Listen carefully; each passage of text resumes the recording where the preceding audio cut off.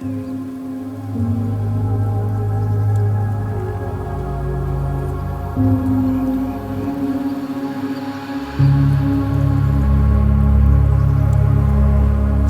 I'm Dr. Daniel Berzins, and I'm a physician here at Protea. And today I want to talk to you about the important role of exercise in how we manage our blood sugar. Now, a lot of patients, when they come to us, if they're having any issues with blood sugar management, may be seen in a hemoglobin A1C. Maybe we've been told we're pre-diabetic, or even all the way to diabetes.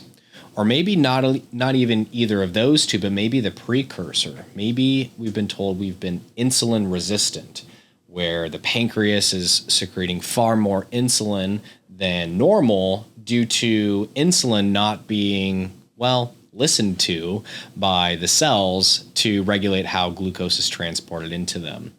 Now, exercise is probably one of the most important factors in helping to manage blood sugar levels outside of healthy, balanced nutrition and lifestyle, as well as appropriate hormonal balances.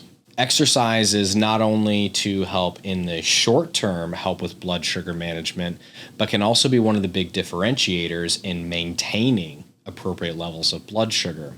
And part of this comes down to the types of exercise. Are we doing the types of exercise that can healthily support good blood sugar management? And one of our favorite things to discuss would be things like resistance training or weightlifting.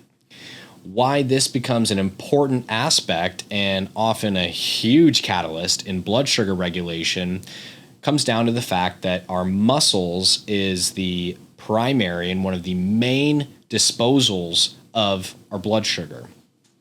Having a healthy level of skeletal muscle mass on a patient will really help to shuttle that sugar into places that we want to utilize it for energy.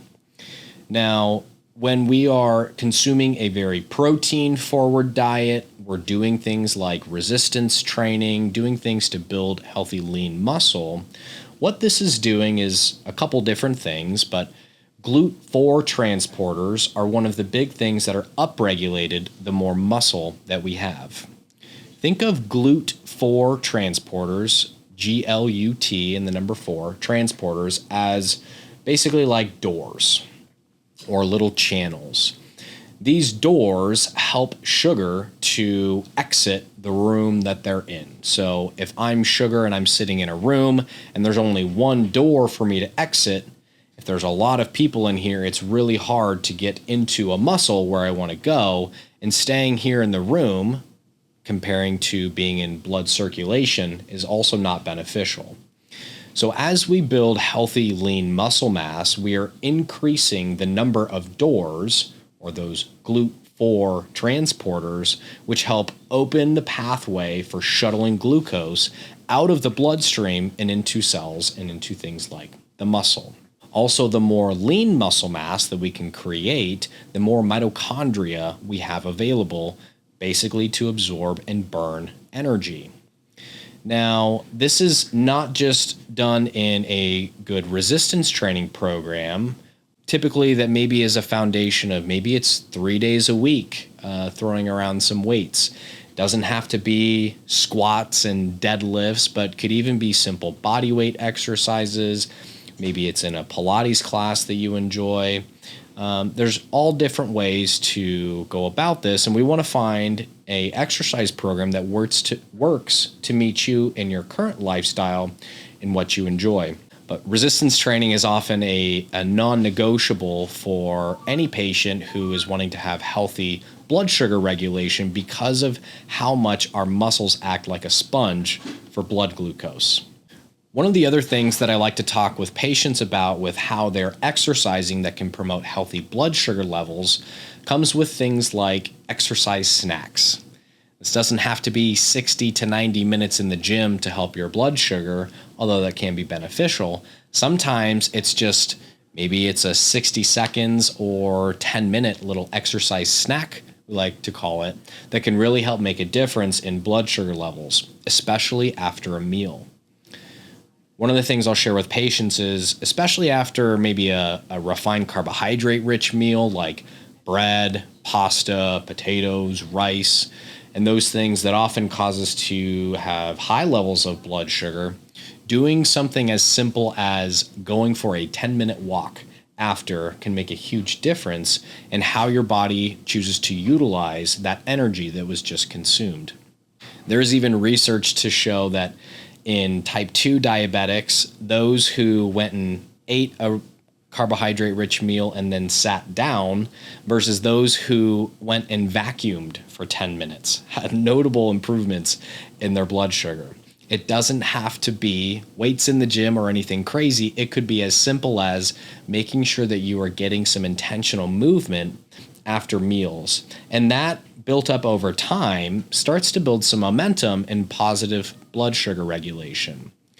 Then we start layering the foundation with building some good, healthy, lean muscle mass, keeping your body more metabolically flexible for how it uses glucose disposal, and also increasing how much that body is burning.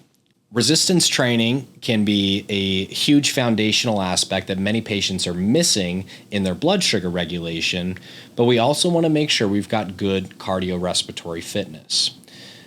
There's a type of cardio that we like to recommend here at Protea, and a method known as Zone 2. Now, Zone 2 is your body's efficient level, typically achieved in a target heart rate zone that is calculated with a physician who's overseeing your care. And it's the sweet spot where our body goes into a utilizing fat most efficiently as its fuel source.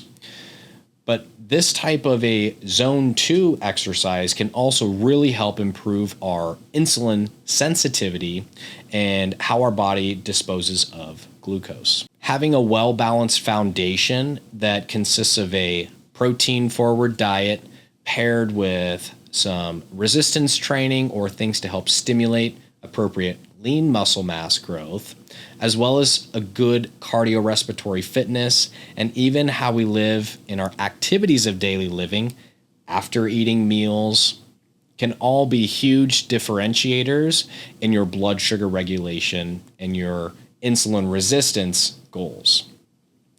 It's really important that you work with a provider who looks at some of the other factors other than just hemoglobin A1C, which is the standard for measuring if someone is pre-diabetic or diabetic, or do they have good glycemic control, and looking at other things like fasting insulin levels and really understanding where is a patient on a level of insulin sensitivity, where we want you to be, or are we in a state of insulin resistance?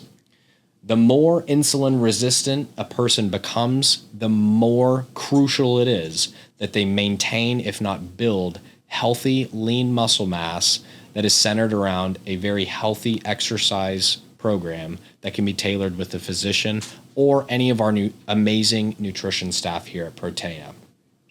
If you haven't yet started exercising, but you want to find someone who can help you get that journey started, we'd love to be on your team here, helping to tailor an individualized approach to what you need to get that ball rolling, to where you learn to not only feel good with exercise, but you actually look forward to it as well. We hope to see you soon here at Protea. All the information for getting scheduled here can be found below in the links in our bio, and we look forward to seeing you soon.